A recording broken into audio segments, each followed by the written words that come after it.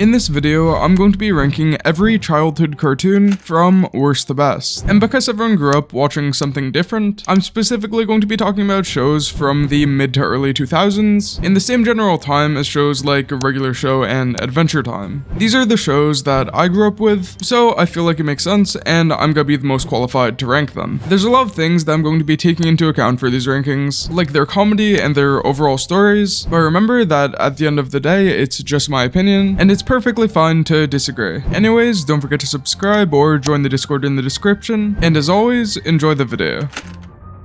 In last place, we have the show that has probably received more hate than any other entry, and whether or not that hate is fully justified, the show itself definitely isn't the best. Teen Titans Go is the reboot of the original Teen Titans series, and is almost universally regarded as a bad show. And while it's not the worst thing ever, I'm putting it in last place because pretty much every other show on the list is at least slightly more enjoyable than it, and during its release, it was probably the most hated show on all of cable. After the initial hype of hating the show died down, people began to realize that the show isn't that awful, and looking back on it, the first season of Teen Titans Go really isn't that bad, but as the show goes on, it only gets worse and loses every redeemable quality. And even though I don't consider the first season that bad, overall, most of the show is only enjoyable by young children, and in my opinion, doesn't really fulfill its role as a cartoon. The show's humor is incredibly lowbrow, and as the seasons go on, it only gets worse, to a point where once you've watched one episode, you've pretty much watched them all. I gave the show a second try recently while working on another video, and although I don't really hate it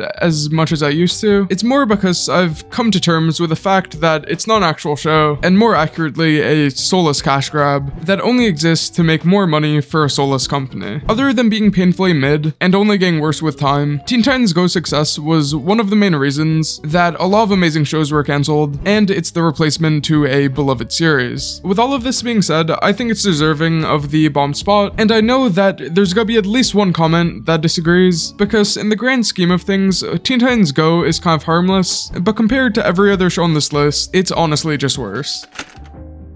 Okay, so I know there's gonna be some of you out there who are really big fans of the show, and I really emphasize some of you because I think most people agree with me that Johnny Test isn't really anything special.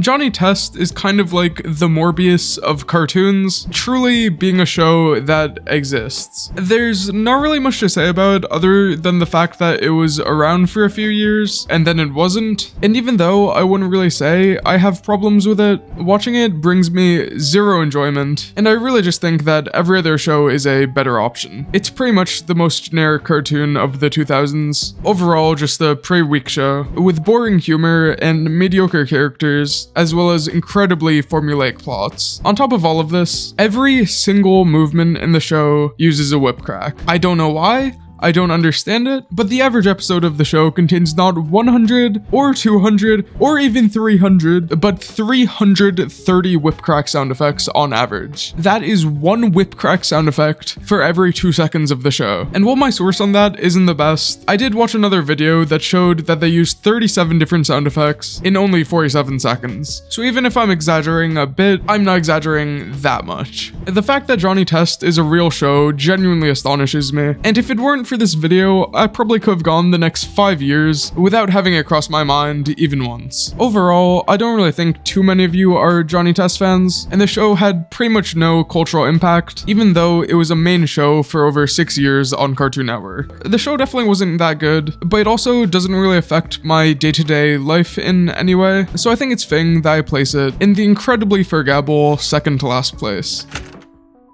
Okay, so I don't know if Annoying Orange is a cartoon or not, because it's honestly more of an enigma of the mind rather than a tangible piece of media that you watch, like in the sense that it's more of a concept than an actual show, but it did air on Cartoon Network, if only for a few years when I was younger, and it haunts my dreams to this day, so I might as well include it. Annoying Orange is truly a product of the early 2010s, and I think it's fairly safe to assume that it probably hasn't aged the best in the last decade. It was incredibly hard to rank this show because every time I watch it, I just kind of enter a trance-like state, and I'm unable to recall a single detail about what I just watched. but I think it's safe to say that the show itself isn't that good, and no matter how I rank anything, there's always gonna be people who disagree, but I cannot express to you how prepared I am to fight with the one fan that the show still has. The show itself probably provides less actual substance than Teen Titans Go and Johnny Test, but to be honest, I don't think I have a strong enough opinion about Annoying Orange to justify putting it lower, and honestly, it just confuses me. Overall, Annoying Orange is a product of a different time, and I don't really think much more has to be said about it.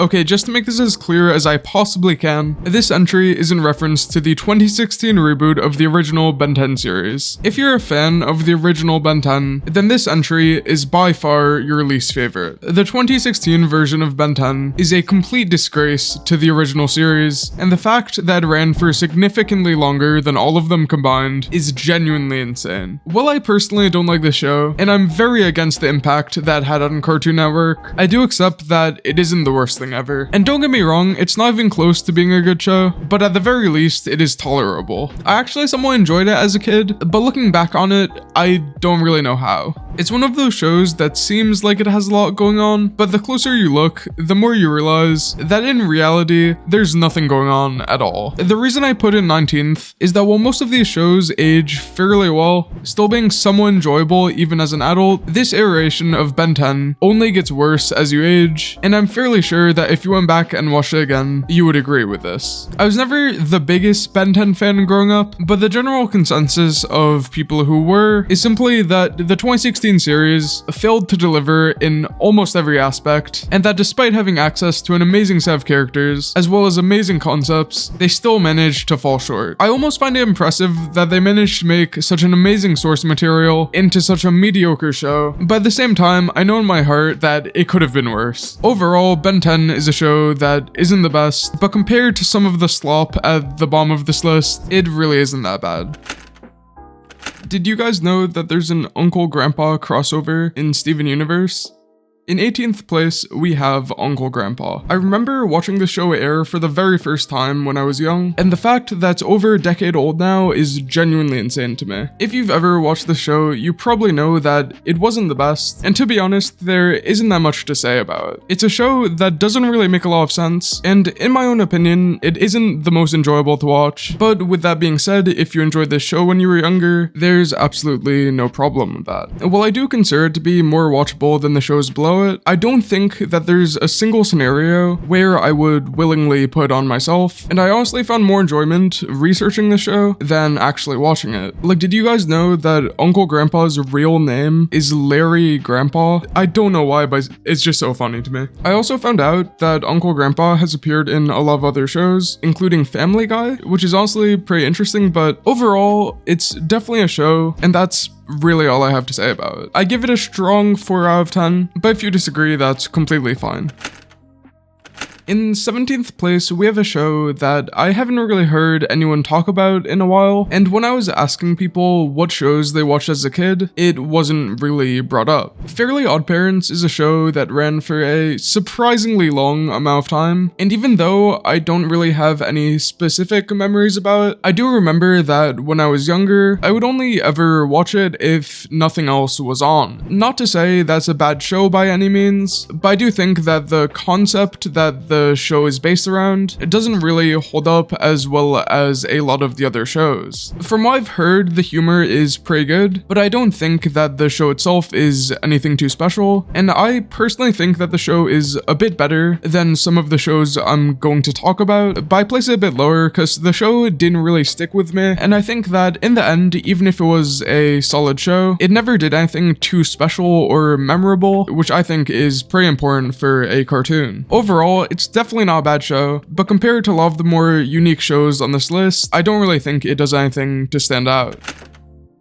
In 16th place, we have what is probably one of the most underrated shows on the list. I never really appreciated Clarence when I was growing up, and to be honest, it was one of my least favorites. but revisiting it now that I'm older, I can start to see the appeal. Clarence is a show that has amazing character writing, and this is paired with surprisingly emotional moments and great animation. Looking back on it, I'm pretty surprised that I never enjoyed this show when I was younger, and I honestly think that it's just a pretty good show. But with all of this being said, Clarence is by no means perfect. A lot of the jokes are fairly hit or miss, and some of the moments are just kinda gross. It's nowhere near as bad as shows like Teen Titans Go and Ben 10, but at the same time, it's not really a show that I consider to be worth revisiting, although I do believe it got way more hate than it deserved at the time. I think that a lot of the people who judged it never really gave it a chance, and another thing that I want to add, well, I still can, is just that the intro goes so hard. There's just something about the way the song pairs with the animation style that works incredibly well. I'm kind of getting off topic, but overall, I think that Clarence is pretty underrated and deserves way more appreciation than it got, but I don't really think I should put any higher on the list, simply because of how good some of the shows that I'm going to talk about are. But anyways, yeah, Clarence, good show, not the best.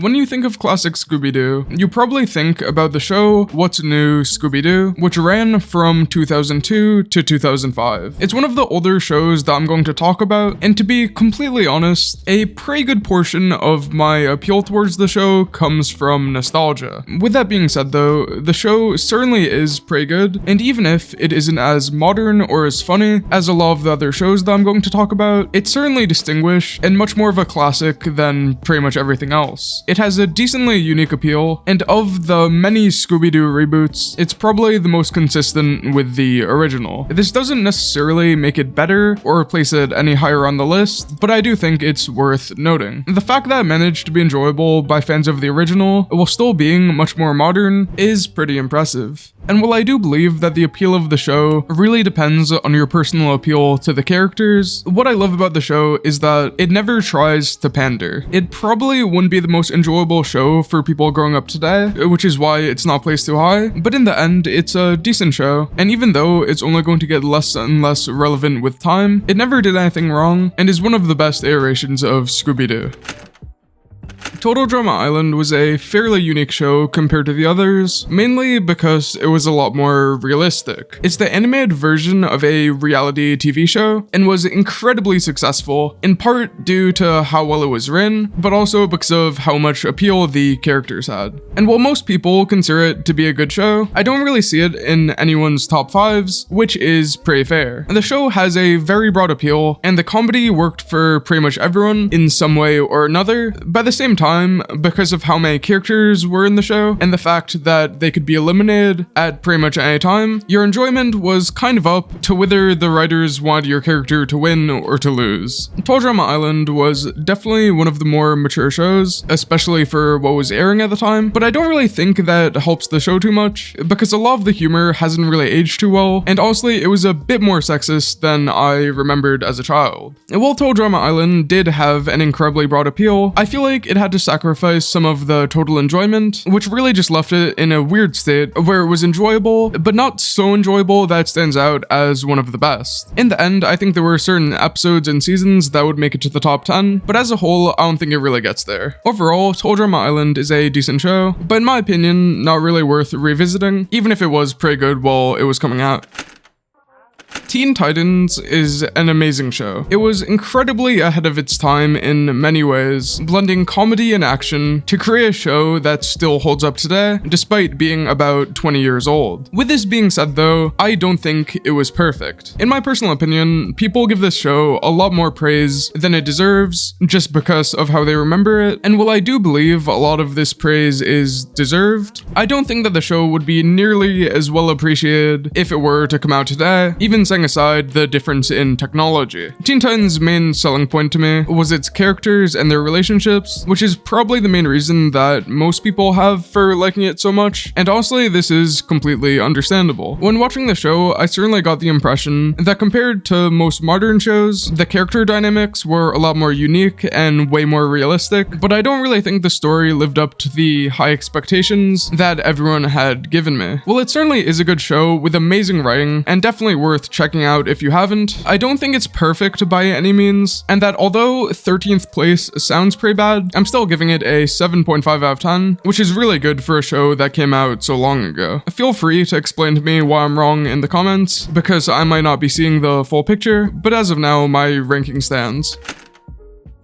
The Looney Tunes show was never really appreciated when it was airing, but as time goes on, I think I've seen a lot more people talking about it, which is something you just love to see. In my opinion, it was one of the funniest shows on Cartoon Network, and it kind of felt like a children's version of Seinfeld, with a kind of similar type of humor and some really strong episodes. It never really ran for that long, but as time goes on, I've seen so many more people talking about it, and I think that the general consensus is that it still holds up today due to how amazing the humor was. A lot of the complaints around this show mainly talk about how it was too different compared to the original cartoon, but I think that when you take a step back and really try to see it as its own work, you can begin to understand why it's so good. The majority of the main cast were incredibly funny, and the concepts that are explored are really unique and way more original than people give them credit for. While I personally consider the type of humor that they use to be amazing, it's definitely not the type of humor that appeals to everyone, and it does kind of seem more targeted at adults rather than at children, which does decrease its appeal to its target audience, but at the same time, it lets the show age a lot better than most of the other shows. And while there isn't really a reason to revisit this show nowadays, it definitely was incredibly ahead of its time, and it's pretty sad that it was cancelled as early as it was. I don't really have too much else to say, but overall, the Looney Tunes show was a really solid show with a great sense of humor, and as a series, it deserved better.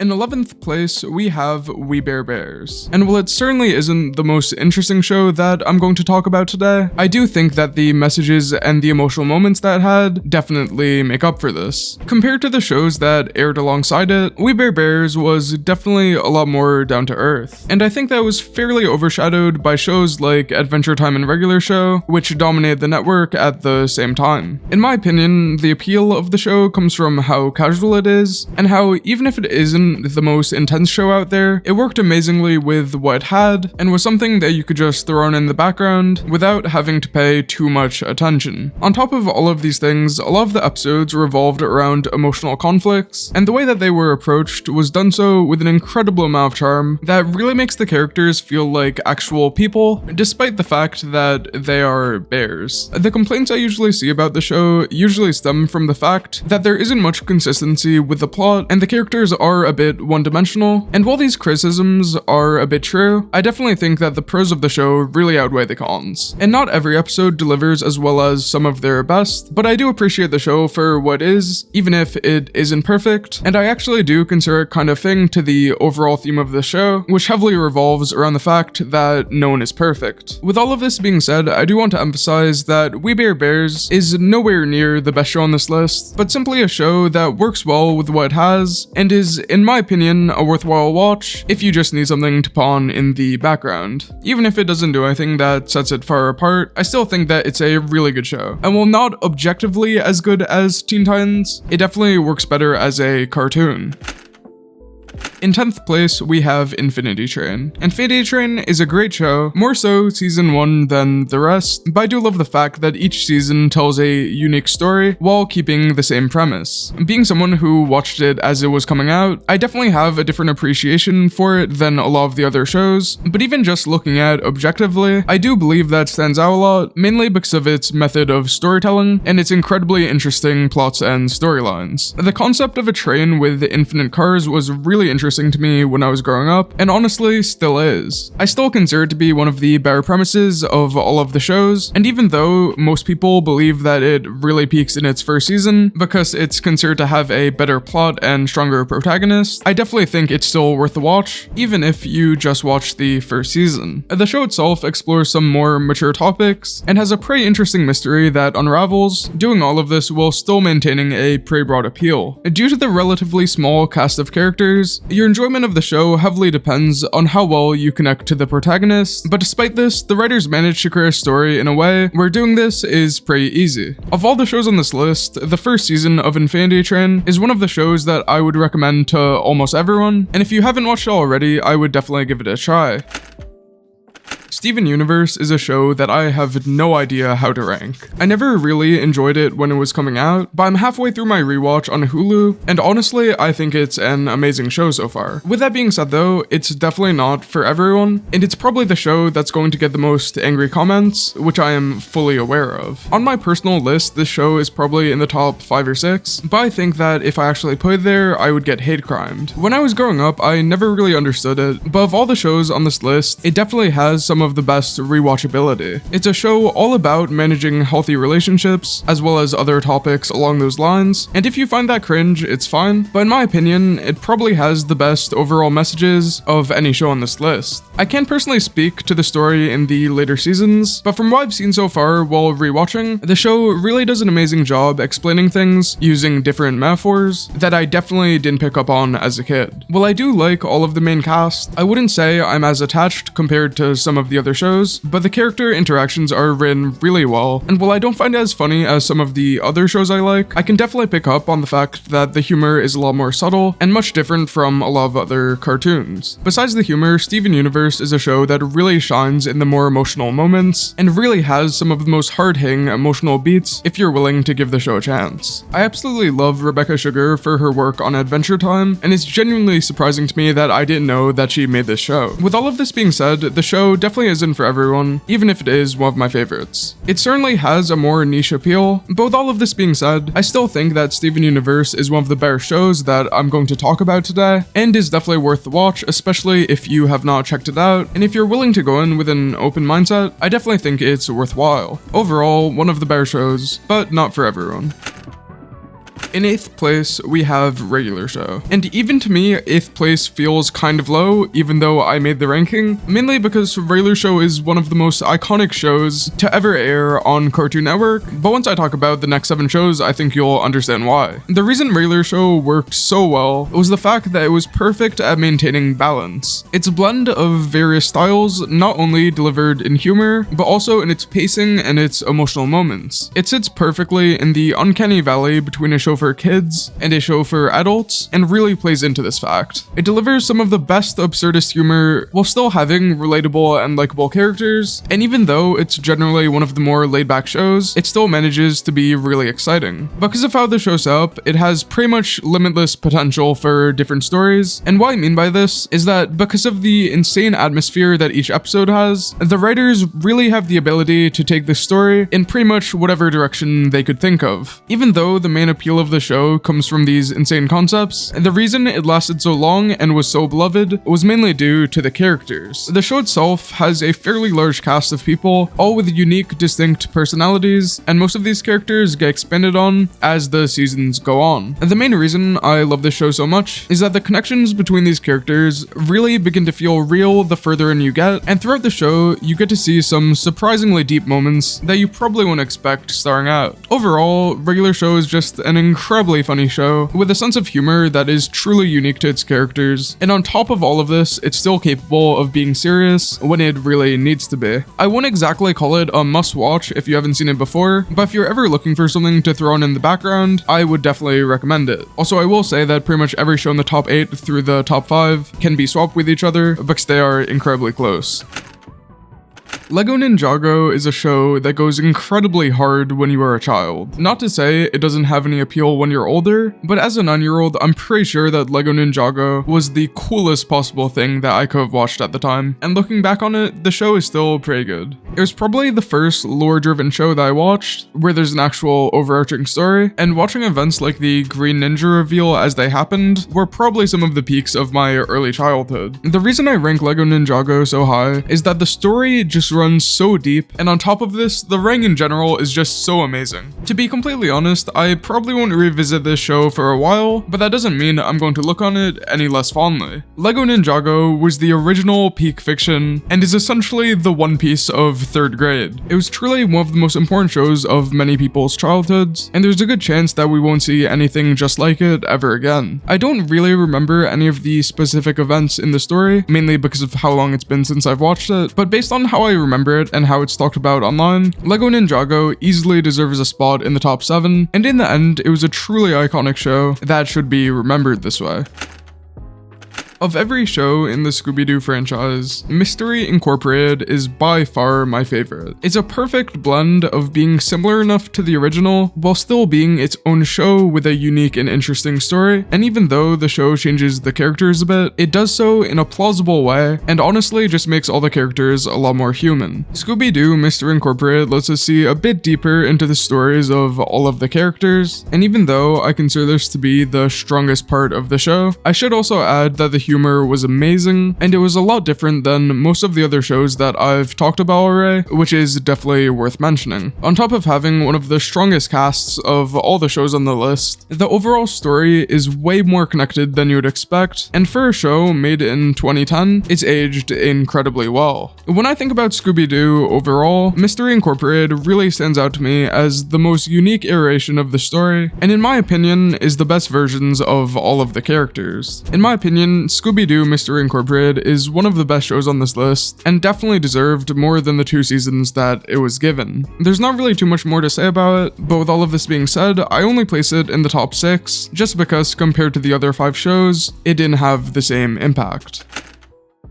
The Amazing World of Gumball is an amazing show. There is probably a decent amount of you who strongly disagree with that, but in my personal opinion, and a lot of people in the 15 to 20 age range, Gumball was iconic. It's not a serious show by any means, but it perfectly embodies its role as a cartoon. The main selling point of The Amazing World of Gumball was always its humor. Not only did the audience shape the humor, but in my opinion, the humor shaped its audience. For what is a seemingly dumb show, the jokes are surprisingly smart and at times a lot more surreal than you would come to expect. On top of its amazing humor, Gumball is one of the most visually appealing shows on the list, blending many art styles, and honestly is just pretty enjoyable to look at. There's nothing that really pushes the show over the edge, but as we've seen for a long time, Gumball is just the perfect representation of what a lot of cartoons strive to be, and delivered pretty consistently for all 6 of its seasons. On top of everything I've said so far, the themes of the episodes were woven in incredibly well, never being shoved directly in your face, and it was honestly just way more subtle than most people realize. Overall, Gumball was a great show that had some incredibly consistent writing, and when this was combined with a great cast of characters that the writers utilized to their fullest, it all came together to make a really good cartoon. The Amazing World of Gumball is a great show, and despite my personal taste when it comes to TV, I do think it would be unfair to rank it any lower.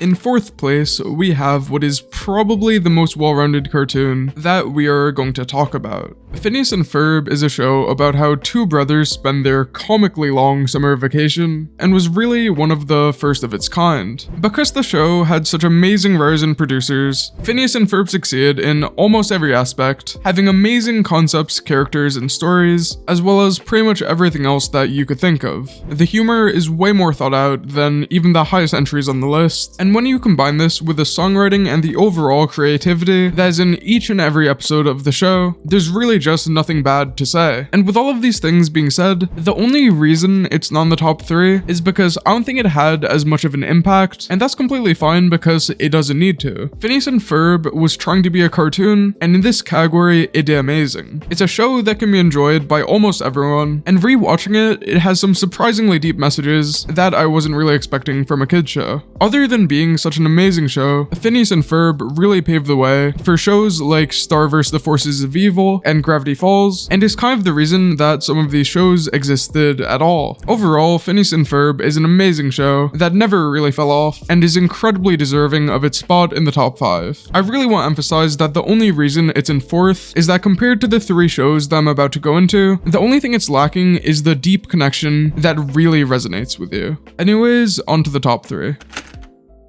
Most of the shows that I've talked about already have been pretty strong in one way or another, but almost all of them have been lacking in their overall stories. What I think the reason for this is that cartoons don't really need stories. The main purpose of a cartoon is to be entertaining and to fill an 11 or 22 minute time window while maybe delivering a message along the way. And this is normally the case, but when we get writers that genuinely care and want to do something more, we get shows like Gravity Falls. Gravity Falls Falls takes some of the best aspects of all the shows we've talked about and combines them with a story that makes for an almost perfect show. It combines the simplicity of everyday life with some pretty absurd concepts and mixes one of the strongest casts with some of the best writing. The initial appeal to Gravity Falls usually comes from the concepts it explores, but as we get further into the show, we eventually realize that other than the concepts and the characters, there's an amazing underlying plot that creates some incredible emotional moments and really adds a layer to the show as a whole. Like a lot of the shows higher up on this list, Gravity Falls has a really broad appeal that can reach almost anyone, which is something that many shows strive for, but very few succeed at. There's definitely not enough time to talk about everything that makes the show good, but on top of everything I've said so far, Gravity Falls has one of the best villains and one of the most emotional finales of all the shows on this list. Overall, Gravity Falls is an amazing show with some of the most consistent episodes and one of the strongest storylines. If you've never watched it before, I cannot recommend it more, and once again, I cannot emphasize enough how good the finale is.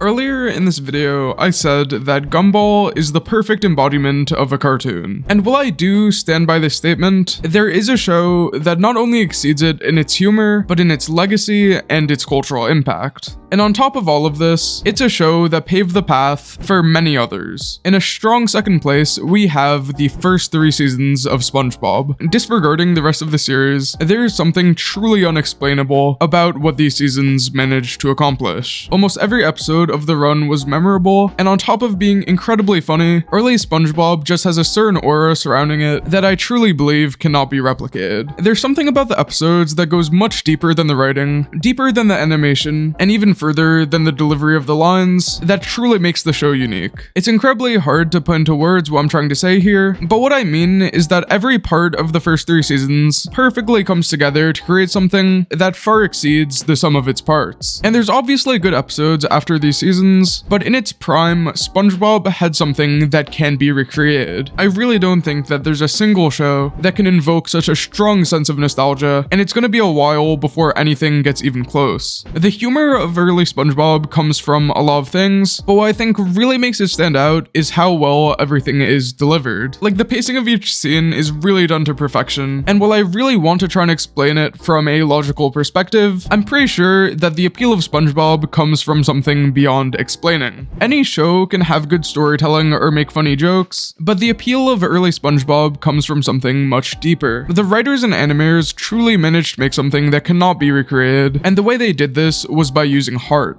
Overall, the first 3 seasons of SpongeBob are the purest form of entertainment, and despite being over 2 decades old, they still hold up today. I should add that there are a few good episodes in the later seasons, but this entry on the list is solely dedicated to the show when it was managed by Steven Hillenburg. May he rest in peace. Anyways, yeah, SpongeBob is a really good show. On to first place.